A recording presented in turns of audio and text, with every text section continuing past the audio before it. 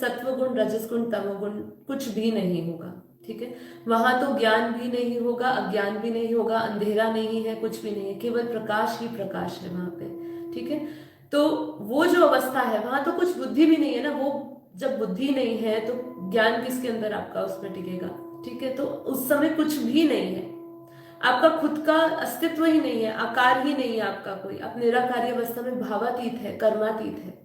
तो ये सब चीजों को इसलिए समझना है कि जो जीवधारी है, जब क्या बोला कि जीवधारी कौन है, जब हमने कल बात करी तो जीवधारी वो है जो सत्व रजस तमस गुण से भरा हुआ है। जब तक हम ये शरीर में है, जब तक हम ये शरीरधारी है, ठीक है, तब तक हमारे अंदर ये तीनों गुण है।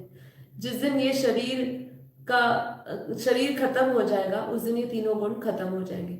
अब देखिए, जीवन मुक्ति समझना या ये मुक्ति समझना क्यों आवश्यक है। जब जब अभी जीते जी क्यों समझना आवश्यकता है, क्योंकि देखिए स्वर्ग या नरक की प्राप्ति आप ये शरीर को त्याग के प्राप्त कर सकते हैं। मैं अभी अपने शास्त्रों की भाषा के हिसाब से बता रही हूँ कि देखिए अगर हमें स्वर्ग की प्राप्ति करनी है, जिस जीव को या जिसको नर्क जाना है, मतलब वो अपने कर्मों के अनुसार जाएगा ही, कोई नर्क जाना नहीं चाहता है, पर स्वर्ग और नर्क की प्राप्ति इस शरीर के साथ नहीं हो सकती। लेकिन मुक्ति, जीवन मुक्ति और परमात्मा की प्राप्ति ये शरीर के साथ होती है। ठीक है, इसीलिए जीते जी अगर आपने कुछ कर लिया, अपनी आत्मा का कल्याण कर लिया, आत्मा की ओर बढ़ गए, तो आपकी निश्चित रूप से जीवन मुक्ति पक्का आपको मिलेगी ही मिलेगी।